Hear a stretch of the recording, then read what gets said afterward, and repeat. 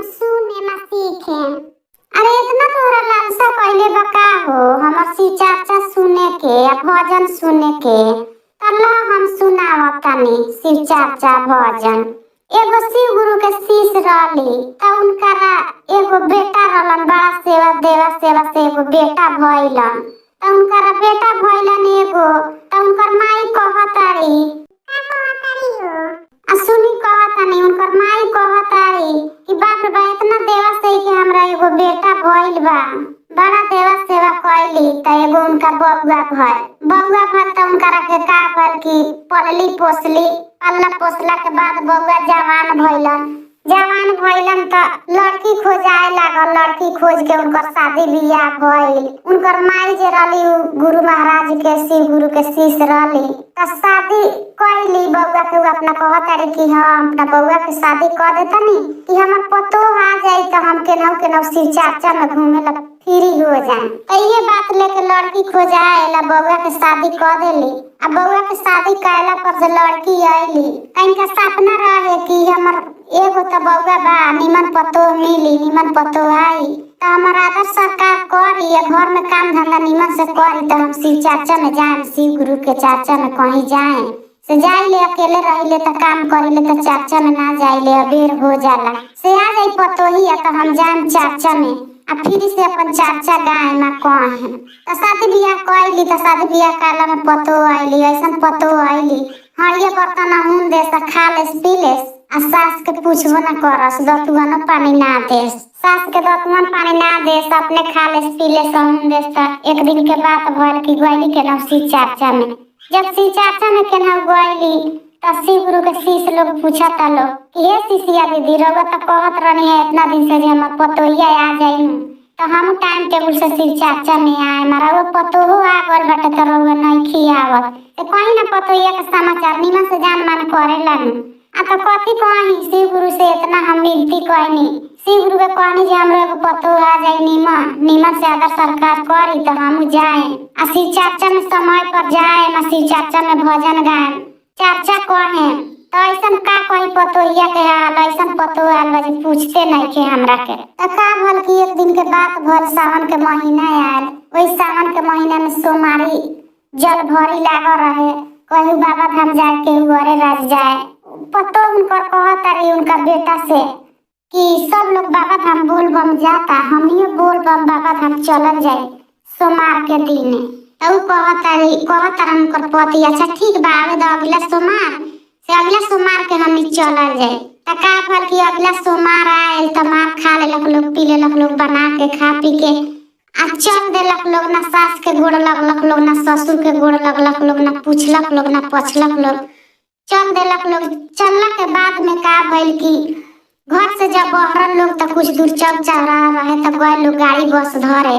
जब बस धरे गए लोग त बस में जब बैठ गए लोग त बैठ गइला के बाद शिव गुरु महाराज जी के कृपा, शिव गुरु महाराज जी का कहनी कि साधु के रूप ध के आ कहतानी कि अच्छा इतना तो हमार शिष्य हमरा के मानत रहला, पूजा पाठ करत रहला, ऐसन पतो आ गइल बा जे ओकरा से ओदा पूछले बुझले जात शिव एथी में बाबा धाम अपना सास ससुर के ना खाए ला देवाले, ना दतुआ देवाले, ना पानी देवाले। आई जाता बड़का बाबा धाम कर से उनका बड़का बाबा धाम कैला से पैठ हो जाए।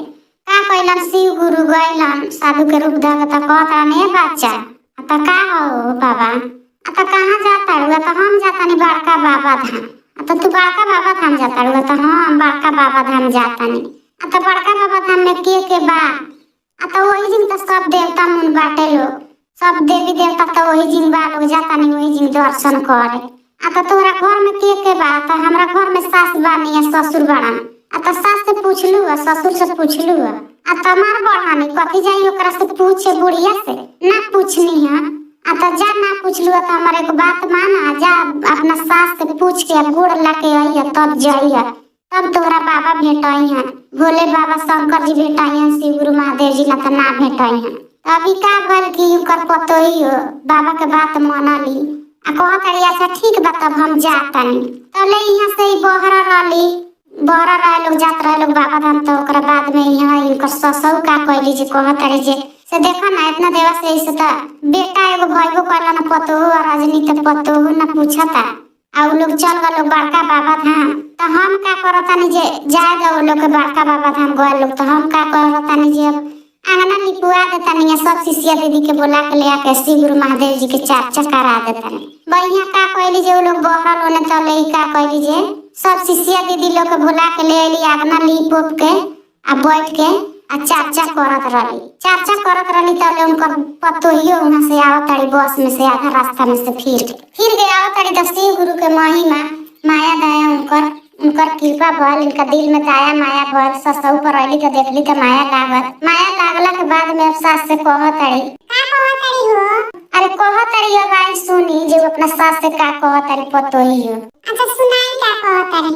त हमारो के लगही बैठा लिए आमा शिव गुरु से माला मांगा दिए आमा हमारो के लगही बैठा लिए आमा शिव गुरु से दया मांगा दिए आमा जब इतना बात कहत तारी अपना सास से तो उनकर सास घूम के ताकत तारी तो कहत तारी बाप रे बाप कि हम धन हो गए आज की हमर पतो हमरा से शिव गुरु के पूजा पाठ के बारे में कहता आ हमरा से माफी मांगता त का कहली अपना सास के पतो के उ माफ कर देली त फिर पतो कहत तारी